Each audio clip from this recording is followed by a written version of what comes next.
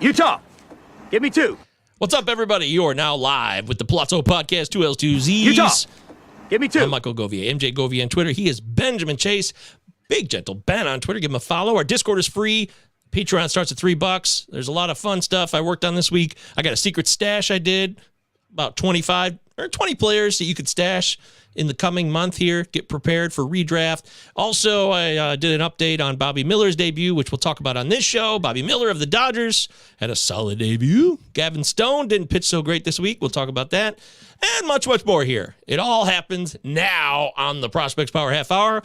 I did the RotoWire show today with Jeff Erickson, so go check that out on the RotoWire YouTube or on their podcast platform. I don't know if it's up in audio form yet, but me and Jeff talked about a whole bunch of stuff. It was a great show. It was a lot of fun to talk to Jeff. Jeff Erickson is truly I told him this when I met him again in Vegas. I've met him a few times, but I saw him in Vegas back in March. I told him to his face, I said, Jeff, I tried to find some dirt on you. Like, you're so nice. I figured there's got to be something about you that you're just not all that you seem. But I told him to his face, I could not find anything wrong with him. Everybody loves Jeff Erickson. He's a really good dude. He's down to earth. He's fun. He can laugh. He's really everything that he is. Face straight up on camera. And when he's just chilling with people talking about baseball or whatever. So I love Jeff Erickson. Big fan. Thanks again to RotoWire for having me on. All right, Ben. On our show today, we thought we'd talk about a few different things, including Bobby Miller's debut and the situation there, plus a few other things. Yep. Yeah, the Miller debut, being a Braves guy, I was definitely tuned into that. The Dodgers decided to go up against the Braves and toss 2 rookies in the first 2 games, which was, you would think would not be your ideal strategy. But those were the 2 games that they won. So go figure. Yeah. But no, Miller's stuff was on point. I mean, it moved. It left hitters guessing coming out of the hand, which is a huge, huge thing. I mean, you could tell guys were sitting in there or in the box queued up for something and they didn't get it. I mean, it's just, they thought they were getting a fastball, swung for a fastball, and it was a slider. He tunnels very well, and his stuff is so sharp coming out of the hand that you just can't tell until it either slows way down with the curve or breaks it's nuts how much his slider breaks. But one of the things I did note, his control was tremendous. His command, not so much. And because the Braves had never seen him before, they missed a few. There was a number of pitches that guys slammed the bat down on after they made contact and popped it up or fouled it off. And that sign that I was right on that and I missed it. And it was just one of those things where, and a lot of times it was because his command wasn't pinpoint and he was leaving stuff up. And guys were looking for, let's say, a fastball that had some movement on it, and they got a fastball or a slider that just didn't move or was located right in a perfect hitting zone. And frankly, the Braves just missed a lot of opportunities against him when he mislocated a ball. Now, so it should have been worse. It could have been. That's the thing. He's got the stuff to where there's going to be it's awful hard to face that, just the slider and that 100-mile-an-hour fastball and do anything with it. The issue you run into is he's got 100 that's flat. And so if somebody's keyed up for it and knows how to look for it, knows where to look for it, I mean, good hitters can time up 100. And there was one particular one that you saw Ronald Acuña's eyes get about as big as grapefruits because he saw the fastball and he thought it was going to move a little more. And it didn't. It stayed a lot more flat than he was expecting. And so he was just underneath it and popped up a sky-high pop-up to short center or to second base. I think that ball would have been 450 if he would have been just a little bit different where he put his bat. Some of the times you saw that out of guys, and the elite guys are going to be able to time that up. But I think Miller's going to have some real good run in that Dodgers rotation simply because the stuff is so stinking good. I said on RotoWire that he has 3 pitches he can throw with complete confidence, it seems, at least. Maybe 4, but 3 at least. And coming right out the gate as a rookie pitcher, there's a lot of guys come up, and we've talked about this on the show several times. They're 2-pitch pitchers, and they can fool hitters for a while, but they're living on borrowed time because eventually they'll get figured out. If Bobby Miller can keep his pitch mix consistent, he can learn the art of pitching as he continues to go along, and there's not much better teams than the Dodgers to be a part of for that to continue to grow. It seems like he could really be a legitimate, usable asset in redraft this year. Obviously, his dynasty potential is very, very high, but even in redraft right now, he's going to be a viable asset because they got injuries in the rotation and the Dodgers are going to need him. And the only question is, can he dial it down enough and not overload? Because, he's got the triple-digit fastball, but you gotta learn when to use it and when not to. And he hasn't had a lot of innings under his belt all the way along. And that's a big thing to worry about. Is he's never put on, I guess I'd have to look up even what his total innings have ever been, but he's never been a guy who he was a guy who did a lot of relieving in college. So I mean, he's really never had that big, 150 inning season. Here we go. Last year, 112 innings. That's the most he's ever tossed in a year. Okay. And you go back before that, I mean, he had 80 in 2019 with Louisville between the bullpen and the rotation. Other than that, there's nothing. I mean, there's nothing above, 66 in his freshman year, but still, I was going to say nothing above 65, but there is. But you're talking about a guy who's before last year had 60 professional innings under his belt and then threw 112. So, I mean, he almost doubled his innings in that first year. It's a little bit concerning, or a little bit of a yellow flag as far as what you're going to get for innings the rest of the way. Because, well, at least it's more than the other Miller, Mason. Yes. And frankly, Bobby started out the year with a little bit of elbow stuff to where they let his arm rest. So he's only got 14 innings in the minors under his belt. So he's got some ability to put on innings this year, and that could allow that he might be one of those guys who, because he started in late April in the minors, even with some innings limitations, he could go 5 innings a game all the way into September, October. Mm-hmm. Don't expect you're getting a ton of quality starts out of him, though.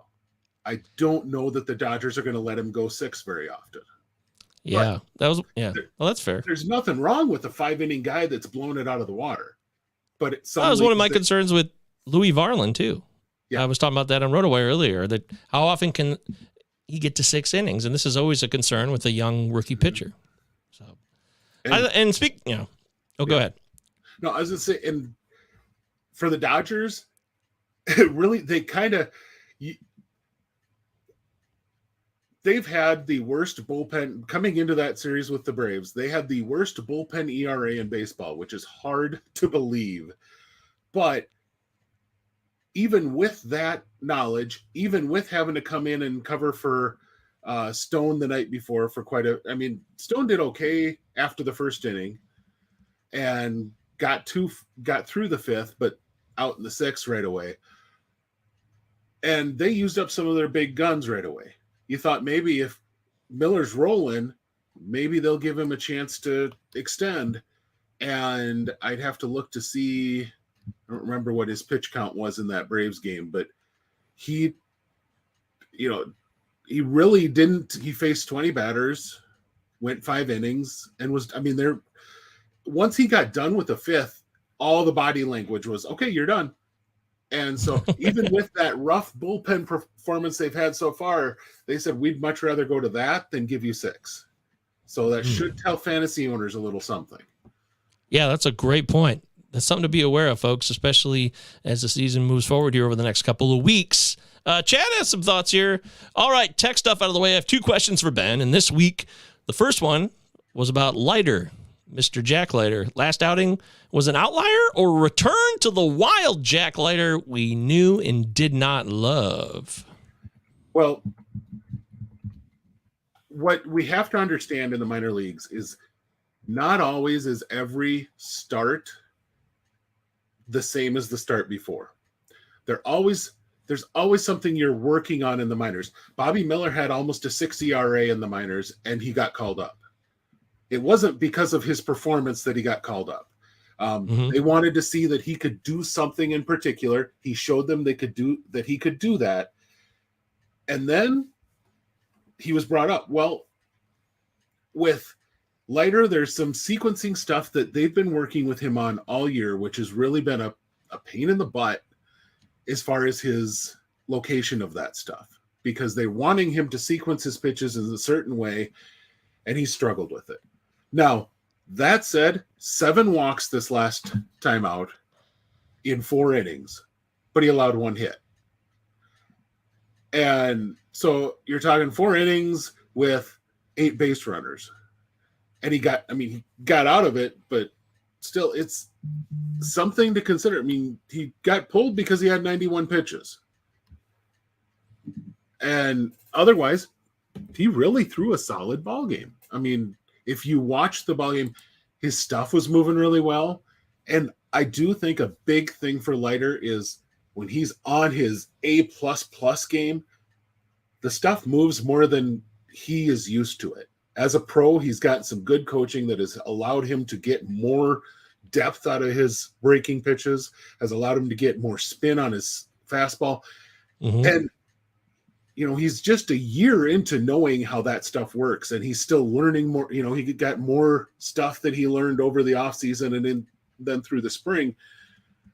For a guy who was considered a very good feel pitcher, that's something to consider. Now, here's one thing that for some reason has always been misreported with Jack Leiter. In college, Leiter was by far the heavier walker than Kumar Rocker. And that is not the image that people would have when they think about those two. The thought is, oh, well, he was a polished pitcher ready to come out, all this stuff. He had let me pull this up here. He had roughly a 4 walks per 9 in college. So, I mean, there's something to consider about, hey, if you're expecting him to be a pinpoint command guy, you're looking for the wrong pitcher. That's just really, to put it bluntly, that's just not who he is. And, Rocker in college was a 2.6 walks per 9 guy. So that's infinitely better. So, but that's not the image that people have of those two pitchers. Is that, they think of Rocker being the more wild guy and Leiter being this, polished pitcher. He's got a lot of work to do as far as continuing to command his stuff consistently. And that's just what you're going to get. But once again, 1 hit in those 4 innings. That's the other thing to think about with him is he's able, his stuff is really tough to hit no matter how you want to look at it. Yeah. So, well, the other question Chad had, this one's more off the cuff, but we'll do our best. The second question is, are there any non-prospects like Ben Lively, whose recent minor league performance should have them back on our radar? Is there anybody lesser well-known who could be useful? Is it Caballero that's come up for the Mariners? Really has done a nice job. He was a guy who was starting the year. I thought, I watched a couple games. I thought, who the heck is this guy and where has he been? I wrote about him this week on FTN for my Grooving with Govier, which you guys can check out, ftnfantasy.com, totally free. But 26-year-old rookie, doesn't have a track record of actually not a full season of minor league ball at all. And I was trying to figure it out. He actually came over from the Diamondbacks in 2019 for Mike Leake. He was traded for Mike Leake, and now he's up. I don't expect him to be useful all season. I do not. No. I would love for that to be happen. I'm not trying to bring the guy down. I'm just being real. Baseball's a hard game, and a lot of players come and go throughout the season. He came out hot right now, and there's also the return of Dylan Moore. Caballero plays second base. Yeah. Dylan Moore's back in the fold now. And, you might say, who cares, Dylan Moore? But Dylan Moore signed a very tiny, but kind of like Orlando Arcia, a very small but meaningful deal. It was a 3-year, $8 million deal. It's a very small deal, but it means, hey, we're going to use this guy as our super utility, and he means something to our major league lineup. Yeah. Now, something to consider, someone who I've been looking at when I do my weekly piece, my 6-pack piece, is Phillip Evans with the Arizona Diamondbacks. He's 30. He's in AAA. I was just going to see what I really like is he's about double walks to strikeouts this year, which that's always, it kind of piques your interest whenever you see any guy doing that. But he's had some major league time and gone back down, and just going to look here where he's played defensively. That was this year. That's what I thought. Is I didn't think he had been an outfielder in the past. He's been playing corner infield. And looks like he's been all over. First base, third base, outfield. In his major league career, he was kind of all over the place. But this year with Reno in the minors, he's been, I guess he's got 13 games at first, 6 games at second, 18 games at third, and 4 at DH. None in the outfield at all. So that's something just to note. And if there is a spot in Arizona, it's in the infield. They definitely don't have room in their outfield for anybody else. So, is there though? I mean, I was saying, I'm not saying that there is a spot. I'm saying if there's a spot, they're so deep in the outfield. You're trying to break into an area where there just isn't a hole. If you're trying to get into Arizona's outfield and between AAA and the majors, but right now they're kind of shifting through a number of guys between second and third base.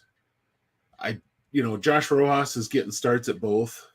I'm not saying it's an easy road to hoe, but there's a guy who you get an injury, you get something.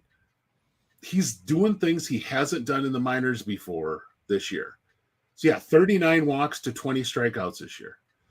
And he's still hitting 407. And he's in AAA. So, I mean, we're a month, almost 2 months into the year, and he's hitting 400. That's something to even note. Let me show you this just for fun, because you brought up that comparison. Look at Nico Goodrum's doing 40 walks to 38 Ks. Yeah. Good old Nico Goodrum at AAA, still doing his dutiful best here. Yeah, he's one of those guys that looks really good in AAA, and then looks really good in AAA. So and he could be a guy who strikes out a ton and maybe plays second short, a little bit of utility for you, but never quite gives you what you would expect from a regular player, of course. But I was looking at these numbers a lot. I'm always trying to check in on the Pacific Coast League and the International League at AAA to see, actually really over like the last 15 days, to see who's been playing well right now, who could be given a boost. And look, Ellie De La Cruz, 13 walks to 12 strikeouts. That should surprise nobody. I thought it was interesting to see Cameron Meisner here. You talk about log jams, though. Yep. I mean, Cameron Meisner, AAA Durham, how can he break into the outfield in Tampa? Yeah, and he is, I don't know if there's anybody who has more raw athletic ability, even as he's aged a little bit. He's still incredibly athletic, but no.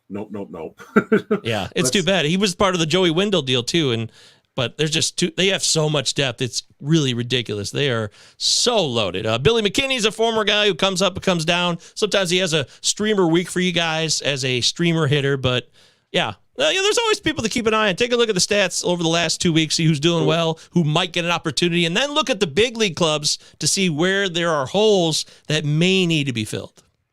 The one pitcher that I'll mention, because he was my last cut this week, is Anthony, and I'll butcher this name, Veneziano. But with the Royals system, a guy who, what was he? I would say he was a senior sign type of pick coming out of college in 2019. So he's 25 already, in Double-A.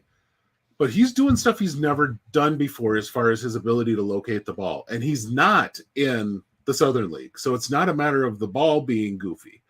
And his ability, I mean, he's a guy, he does not have elite stuff. Let's just put that out right now. But neither does Ben Lively. I mean, Ben Lively's stuff, raw stuff, is mediocre at best. I can't believe what he did to the Yankees last Friday. Dominant at home against them in Cincinnati.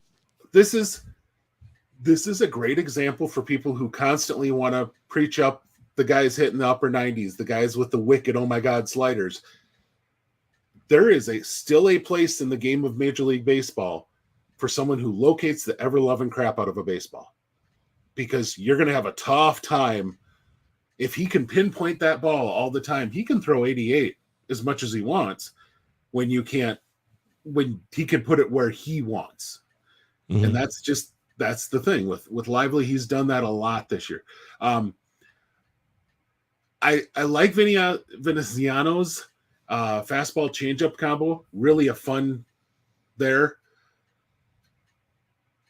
His breakers just are so inconsistent. And in fact, I was just looking at his Fangraphs page.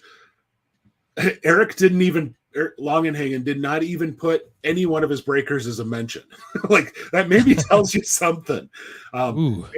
Called his command a 20 present, 30 future, which, I mean, 20 is the bottom of the scouting scale. So that tells you how bad this guy's command. But this year, he has found something with the feel of his pitches, and he has just been tremendous. That's a drastic improvement. I mean, look at that right on the page. 66 walks last year, and now he's had 7 between double and triple A with 49 Ks. That's really a big noticeable change. That's a good call, Ben. Yeah, so that's one guy to keep an eye on. And like I said, he's going to be at least 2 weeks before I get a chance to go back to him, because this next week I'm doing really young guys on my six-pack. We're talking complex guys or just low A? No, like guys who are significantly young for level. And, so, and then I'm going to do vice versa the next week and kind of go after guys that, it might only be 23, but he's 23 and at low A. There's something to be, his numbers may look good, but is this guy really a prospect? And so that's kind of the title of the whole piece is, do these prospects matter in fantasy baseball? That's why I want to look at it like that. So it's good stuff. Okay. I like it. You wanted to mention, Jackson Holliday keeps crushing it.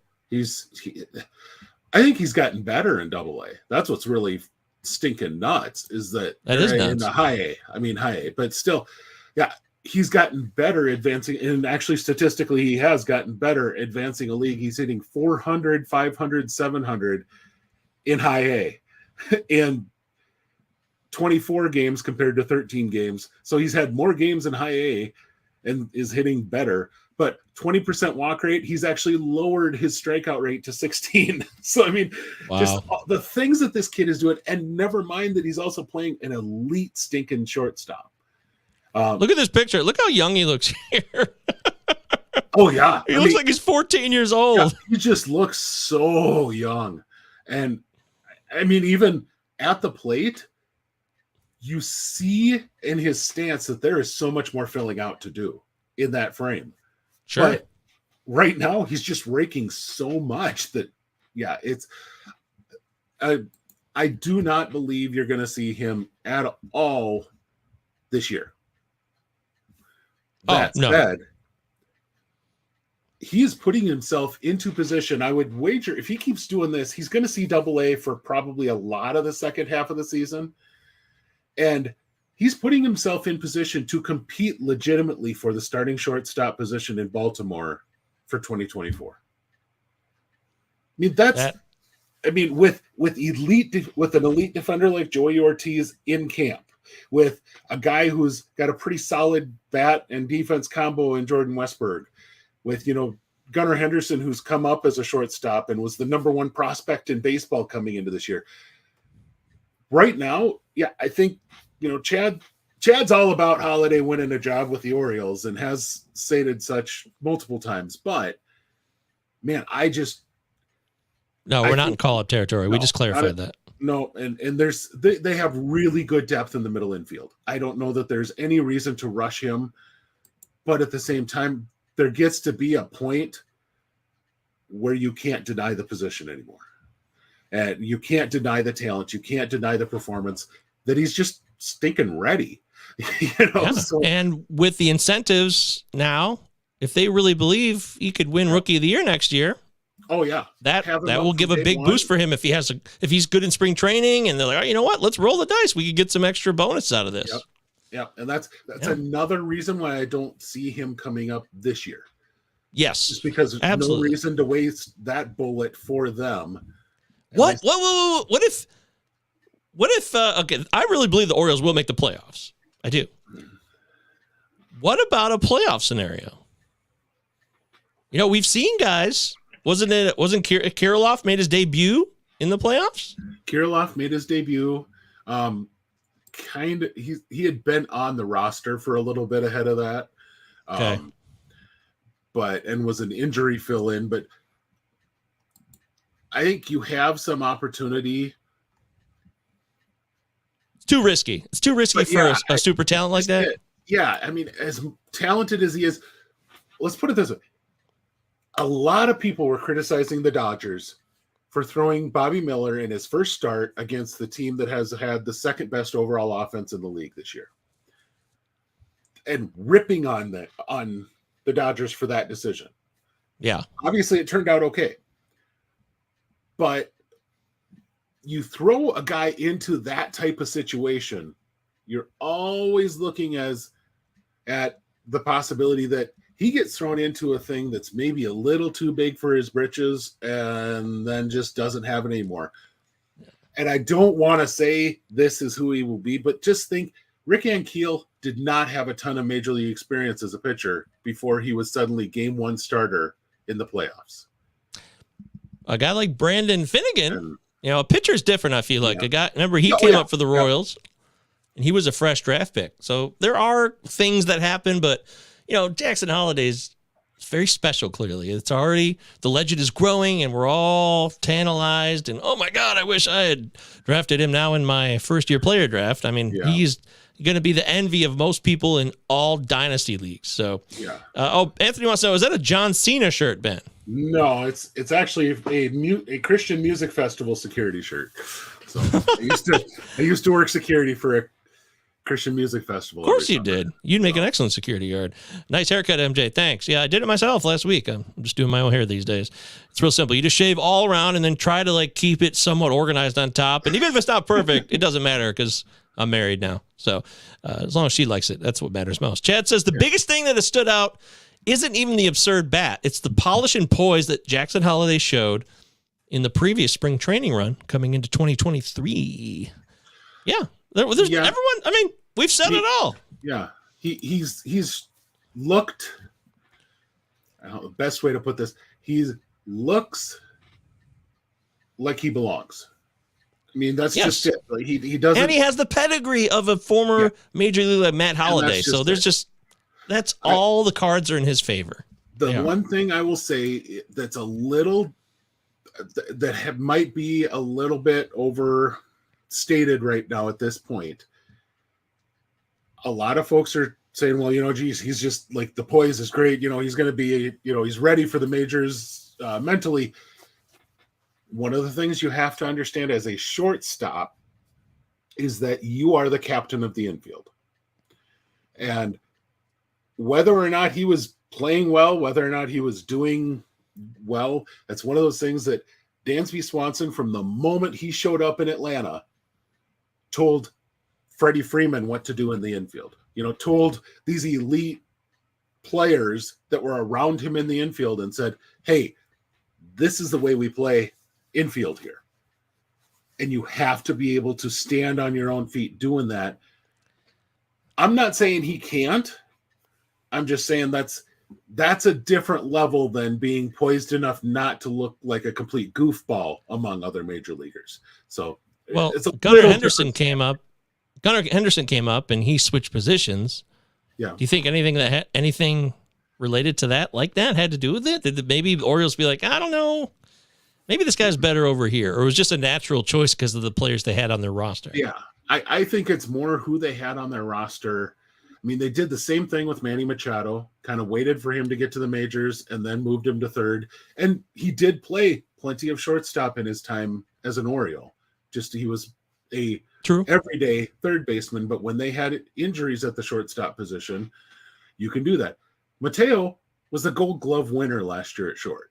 So why would you move a guy like that with his speed in a game that was going to allow you to emphasize speed more? Why would you move that off a shortstop? If you're I did write about Mateo this week. Just a quick mention in my screenshots section on Groovin' with Govier, and basically said that he's cold right now, and the more cold he gets, how much longer can his defense support a very, very empty bat, lack of consistent on base percentage, etc. So that's something to keep an eye on. Yep. I got to keep the show to the normal time because I got so much to do, but I did want to talk about what you brought up in our notes about Arizona's prospects that are struggling. Do you want to jump on that real quick? Arizona has really good hitting environments, but right now they have a number of guys who for one reason or another are not hitting. And probably the most notable that people know of is Jordan Lawler, because in a lot of rankings, he's top 10, whatever. And he's hitting 168 right now. And that's just not going to cut it. But what he is doing well is he is handling the defensive position well. He's 20 in Double-A. And you have to, when we've talked about it on here many, many times, that jump to Double-A is the second biggest jump that you have in your development. The biggest being going from anywhere going from the minors to the majors. That's the biggest jump easily. But the next biggest jump is getting up into Double-A. And he had a year where he spent a lot, 100 games and split among 3 levels, and then showed out fairly well out in the fall league. But as great as, and he did all that at 19, and that's amazing. That said, playing that full season in Double-A, even though it's a hitter's environment, you still got to face Double-A pitching. And he had the 85 at bats at Double-A last year, and he hit 212. So but he shows the ability to hit for pop because he makes contact that is so strong, but he's not making enough of it right now. Yep, and he started out the season in a significant funk at the plate where he tallied up a ton of strikeouts, and he's still sitting at 30% for the year, but he's been much better than that at the plate lately. And so, it's important to look at those things, those progress things. Other than that, Drew Jones is a young guy you can tell that there was argument whether it was Drew or whether it was, Jackson Holliday for number 1 last year. Drew is still not 100% swinging the bat. He had that shoulder injury in camp, and it just doesn't look like he's 100% comfortable. And for what it's worth, 46 plate appearances, 7 hits, only 1 of them has even gone for extra bases. He's got 1 double. And this is a guy who many had projected with legit plus to even double plus power. He's struggling right now on that. And so you need to let a prospect go through their development. It's going to take some time, but for him, you're seeing the effect of injury. I'm not selling on him at this point. It's just understand he's not Jackson Holliday. He's not having that kind of impact right away for sure. Well, you would hope his father, again, Andrew Jones, told him about the ups and downs and how important the mental aspect of the game was. I would really hope that he imparted that. I would be shocked if he didn't. That's such a big deal. Yeah. You're going to struggle. Yeah. The last guy I wanted to mention was Davison De Los Santos. And he's one of those guys that a lot of people didn't really know a ton about coming into last year. But those who have followed Arizona prospect guys over the years, his name was said loud because the guy's just got ridiculous raw power. The problem is he's not great. He hadn't been great at holding off and not just free swinging. And so he's had a lot of intentional focus on making sure he's selecting the best pitch to swing at. And so to start off with, that's led to some not as great performance, but he is walking 10% of the time. I think last year it was something on the lines of like 6. So, I mean, that's a big deal. And his strikeout rate is down to like 24.5, 25% is usually when I've checked on him. I'm just checking here. Last year, he was about a 26, 27 guy for most of the year striking out with about a 5 to 7% walk rate. So you get him walking more, you get him striking out less, he can tap into that power more consistently. And that's what the Diamondbacks are doing here. Once again, a 20-year-old in Double-A. Think of, you're also dealing with that youth at that big level. And last year when he got promoted to Double-A, 231, 333, 359. So even with the big power, he wasn't putting it out a ton. And Amarillo is about as much a hitter's park as anywhere in the minors. So wow, that's saying something. Yeah, that tells you that, hey, he's working on something. He's only got 4 home runs so far this year in 36 games. But he's intentionally working on that plate approach. And so far, there have been some big strides. He's just not unleashing when he does swing the way that you would think he would. So okay. I'm still very confident in him as a hitter, but I still believe that there is that worry in there that he's going to end up a free swinging type, that 10% could be a really tough ask for a walk rate at the major league level. And if you're walking less than 10, you really have to make excellent contact when you swing. Absolutely. Yeah, well said, Ben. That's good stuff. Arizona prospects, having a go of it. They'll get through it. Mm-hmm. It's part of the game. And don't forget that Ben's got his stuff on Rotoballer. You could check out his work there. Rotoballer, of course. You can find that in the Discord. He always posts it as well. That's a place that's totally free. Description, links, it's all in there. Everything's where you need it. There's no secrets on how to find any of the stuff. Any way to get in touch with us. 2 L's, 2 Z's Utah. On Twitter. Give me 2. Everywhere else. I'm at MJ Govier. He's at Big Gentle Ben.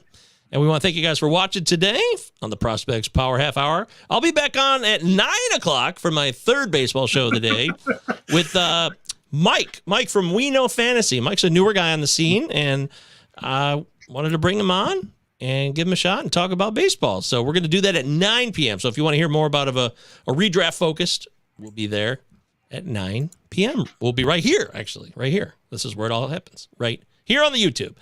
All right, thanks for everybody who made a difference today. Your contributions matter in the live chat. For Ben, I'm Michael Govier, and we'll catch you next time.